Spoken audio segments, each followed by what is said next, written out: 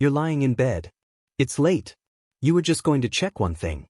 45 minutes later, you're still scrolling. You've read 20 posts you don't care about. Watched 3 videos that made you feel worse. Forgot what you were even looking for. You close the app. You feel drained, anxious. You do it again the next night. You're not weak. You're not addicted. You're trapped in a system designed by some of the most sophisticated engineers in the world. The real answer is far stranger. Your brain can't tell the difference between a real stressful event and a distressing news story. Every piece of upsetting content you scroll through activates the same physiological stress response.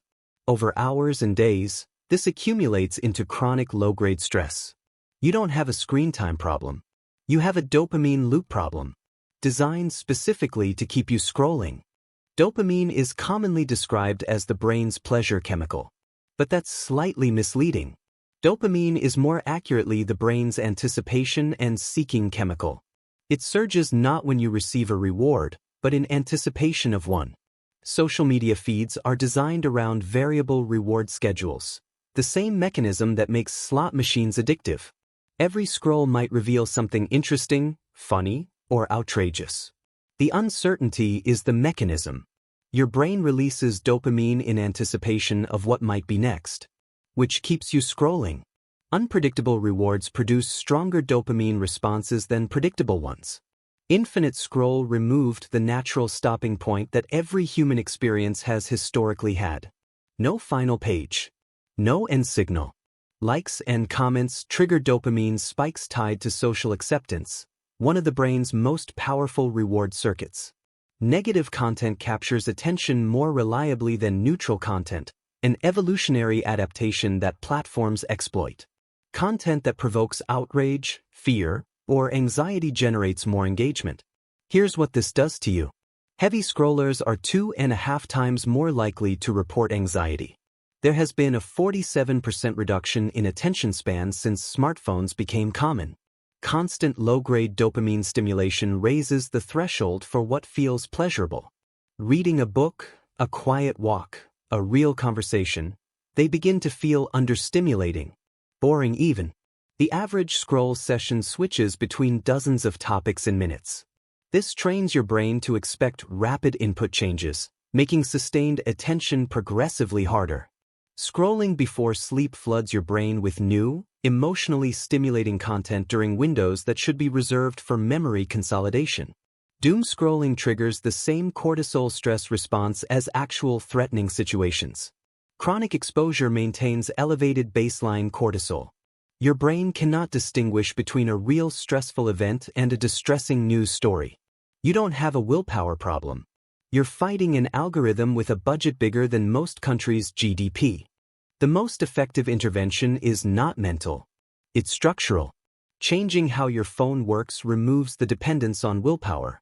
First, delete the highest-risk apps from your phone. Not permanently, just from your phone. Instagram, TikTok, Twitter, Reddit, news apps. Access them via browser on a laptop instead, where the experience is less optimized for engagement. The friction of, "I'll check it on my laptop later," eliminates most mindless scrolling. Second, remove all apps from your home screen. Your home screen should contain only tools: camera, maps, phone, messages, calendar. Everything else goes into a folder on a secondary screen. An empty home screen means nothing to open reflexively. Third, turn off all social media and news notifications permanently. Every notification is an invitation to enter the feed. Nothing on these platforms is time-sensitive enough to interrupt your life. Fourth, enable grayscale mode. Color makes apps visually engaging in ways grayscale does not. This measurably reduces automatic phone picking. Fifth, set hard app time limits using screen time or digital well-being. 20 to 30 minutes total, not per app. When the limit is reached, accessing the app requires a deliberate override. Sixth, move your phone charger out of the bedroom. This eliminates both the late-night scroll and the morning scroll in one action. Charge it in a hallway or kitchen. Use a separate alarm clock for waking. Seventh, install a site blocker like Freedom or Cold Turkey on your laptop to prevent browser-based scrolling from replacing mobile scrolling. Removing a behavior without replacing it almost always fails. The underlying need doesn't disappear. If scrolling provided stimulation, boredom will intensify. If it provided escape, anxiety will demand another outlet. For boredom, have a short podcast episode ready, a physical book nearby, or a brief walk. The key is having something ready before boredom arrives. For anxiety, try physical movement, even 5 minutes, or the physiological sigh breathing technique.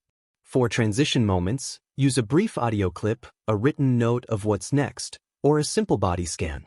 For social connection, send a real message to a specific person. Not passive scrolling. For evening wind down, use a physical book, a journal, or a conversation. Choose one replacement for your most frequent trigger. Not 5. What? Prepare it physically. Put the book where the phone usually sits. Download the podcast in advance. The replacement must require less friction to access than the phone, or the phone will win every time. The attention damage is real, but it's reversible. The brain retains neuroplasticity throughout adulthood. Attention span doesn't recover automatically when scrolling stops. It recovers through deliberate practice. Single tasking practice. Choose one task, reading, writing, cooking, and do only that for a defined period. Start at 10 minutes. Increase by 5 minutes each week.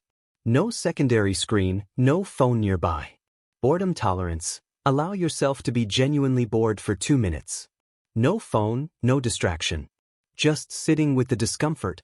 This capacity is exactly what needs rebuilding. Deep reading. Read physical text for 20 minutes without stopping. Even when the urge to check your phone arises. Continuing despite the urge is the training. Mindful daily activities. Choose one activity, a meal, a shower, a walk, and give it full attention. No podcast, no phone, no music. Start with 10 minutes of uninterrupted single-tasking once per day. A successfully completed 10-minute session builds the neural pathway more effectively than a failed 30-minute attempt. The two most damaging scrolling windows are the hour before sleep and the first 30 minutes after waking. Protecting these two windows alone produces noticeable improvements within 1 to 2 weeks. Pre-sleep scrolling is particularly harmful. Blue light suppresses melatonin. Negative content elevates cortisol, which is incompatible with sleep. New information activates the brain rather than winding it down. The final hour before sleep is critical for memory consolidation. Flooding it with new content competes with what you learned during the day. Implement a 60-minute phone-free window before sleep. The phone charges in another room. Fill the window with reading, conversation, stretching, or journaling. Most people report better sleep within the first week. The morning matters too. The first hour sets the tone for the day. Beginning by immediately consuming the feed sets a reactive, anxious tone. Beginning without the phone, with movement, water, quiet, sets an active, grounded tone. Keep your phone out of the bedroom. Use a dedicated alarm clock. And before checking anything, spend 30 minutes on a routine that serves you. Do one thing for yourself before the world's demands begin. The goal is not to eliminate social media. For many people, it provides genuine value, connection, community, professional networking. The goal is to move from compulsive consumption to deliberate use. Intentional use means you decide in advance to check Instagram for 15 minutes at 6 p.m. You open it, look at what you wanted, close it. You feel finished. Compulsive use means you reach for your phone during boredom. 25 minutes later, you feel worse. Define your legitimate use cases. Write down why social media genuinely benefits you. Be honest and specific. Schedule 2 daily check-in windows. Outside these windows, the apps are not accessible. Cure it aggressively. Unfollow or mute every account that depletes you. Your feed is a reflection of choices. Make them deliberately. Keep all social media notifications permanently off. You decide when to visit, not the algorithm. Before closing an app, ask, did I find what I came for? Before opening any app, state your reason out loud. If you can't name a purpose, don't open it. The most radical thing you can do in the attention economy is reclaim your own mind. Your attention belongs to you.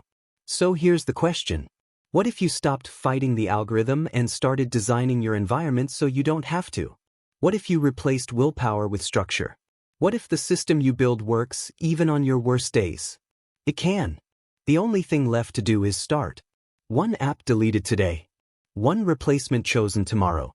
One phone-free evening this week. That's where it begins. That's where your clarity begins. If this video helped you reframe your relationship with your phone, hit that like button. Subscribe to Playbook Lab for more practical strategies. The full Stop Doomscrolling guide, covering the complete phone restructure, replacement strategy, attention rebuilding exercises, sleep protection, and your 30-day scroll-free mind plan, is linked in the description and pinned in the comments. Go check it out. I'll see you in the next video.